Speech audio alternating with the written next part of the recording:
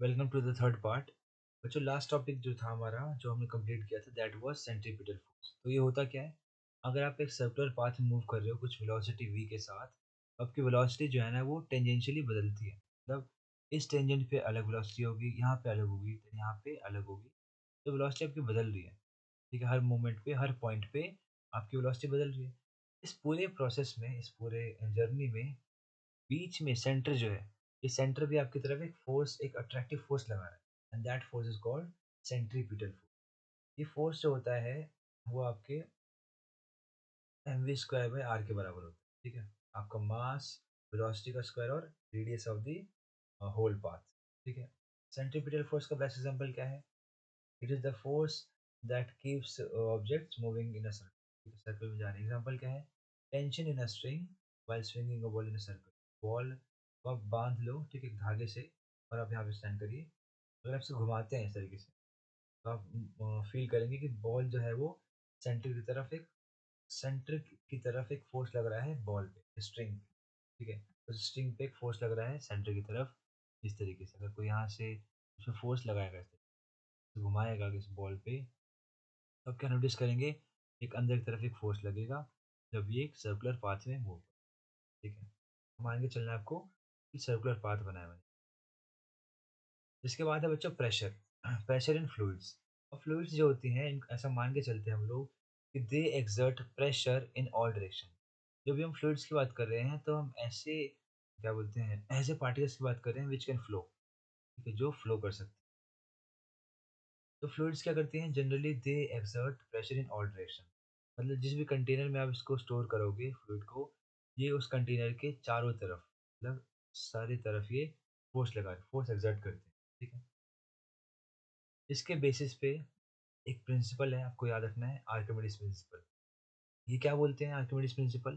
पहले हिंदी में समझते हैं कि अगर एक आपके पास एक लेट्स से एक कंटेनर है, ठीक है, आपके पास एक कंटेनर है लेट्स से तरीके से, और ये कंटेनर फुल है वाटर से। कंटेनर क्या है बच्चों? वाटर से फुल है।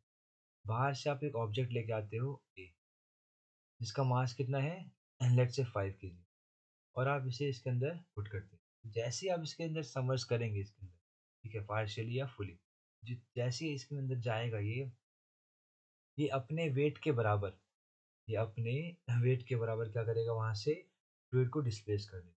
5 kg फ्लूइड जो बच्चों यहाँ से हट जाने वाली है। क्यों हट जाने वाली है? ताकि इसके लिए वहाँ पे स्पेस खाली किया जा सके।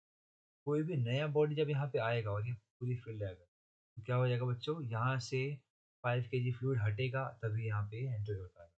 तो आर्किमिडीज प्रिंसिपल क्या बोलते हैं कि जितना भी वाटर डिस्प्लेस होगा वहाँ से, that will be equal to the mass of the object, या that weight of the object, उसके वेट के बराबर होगा। ठीक है, तो मतलब क्या है, submerged object feels an upward force. Upward force क्या होता है? It is called buoyancy. Buoyancy का मतलब क्या है कि अगर एक कंटेनर है, इस कंटेनर में लिक्विड भी होगा, फ्लूइड्स होंगे ना, फ्लूइड्स क्योंकि फोर्स लगाते हैं हर डायरेक्शन में, तो अगर कोई बाहर से नया ऑब्जेक्ट आ रहा है, वो बाहर से ऑब्जेक्ट आ रहा है, तो इस पे सारे पार्टिकल्स फोर्स लगा रहे हैं। क्यों फोर्स लगा रहे हैं? क्योंकि वो अपनी जगह खोने नहीं चाहते। तो इस केस में जो फोर्स लग रहा है इसके ऊपर, वो क्या होगा बच्चों? नेट ऊपर लगेगा, है कि नहीं? क्योंकि वो ऑब्जेक्ट तो नीचे जाना चाहता है, लेकिन बाकी ऑब्जेक्ट्स जो हैं, जो बाकी पार्टिकल्स हैं, वहाँ पे वो क्या कहेंगे कि भाई वापस जाओ। तो जो वापस जाने के लिए फोर्स कहाँ लगेगा? नेट ऊपर की तरफ। तो जो अपवर्ड फोर्स लगता है किसी भी ऑब्जेक्ट में जब वो पानी में डूबने का प्रयास कर रहा हो, उसे बोलते हैं बायंट फोर्स, और इस फिनोमेना को बोलते हैं बायंसी। तो आर्किमिडीज ने क्या कहा था? उन्होंने कहा था कि जिस ऑब्जेक्ट को आप डुबा रहे हो उस पानी के अंदर, वो ऑब्जेक्ट अपने वेट के अकॉर्डिंग, अपने वेट के बराबर फ्लूइड को वहाँ से डिस्प्लेस कर देगा। जब जितना भी वेट होगा उसका, उतने ही फ्लूइड को वो हटाने वाला है वहाँ से। बायंसी क्या होती है? बायंसी एक फोर्स होती है जो अपर डायरेक्शन में लगती है किसी भी ऑब्जेक्ट पे, जब वो डूबने का प्रयास कर रहा हो। ठीक है, सिंपलेस्ट एग्जांपल क्या है? Ship. Ship floats because it displaces enough water to balance its weight. ठीक है, अब एक चीज होती है डेंसिटी। डेंसिटी क्या होता है? डेंसिटी का सिंपल मतलब है क्राउडनेस ऑफ पार्टिकल्स। ठीक है, इसे मैं सिंपल भाषा में बताता हूँ बच्चों को। It is nothing but crowdness of the particles. कि पार्टिकल्स कितने क्लोज है, देखो यहाँ पे पार्टिकल देख रहे हो बहुत क्लोज है, तो इसकी डेंसिटी क्या है बच्चों? ज़्यादा है इस ऑब्जेक्ट की। वहीं इस सरफेस में देखो पार्टिकल्स दूर दूर हैं, तो यहाँ पे क्या डेंसिटी लो है, यहाँ पे डेंसिटी हाई है। तो डेंसिटी का मतलब होता है कि कौन से पार्टिकल्स कितने ज़्यादा क्लोज है। जब लिक्विड की बात करते हैं हम लोग, जैसे वाटर की बात करते हैं, ठीक है? वाटर है इस कंटेनर में, इस कंटेनर में वाटर है और आप एक नया ऑब्जेक्ट लेके आ रहे हो। क्या लेके आ रहे हो आप यहाँ से? एक नया ऑब्जेक्ट लेके आ रहे हो और इसके अंदर आप इसे डुबाना चाहते हैं।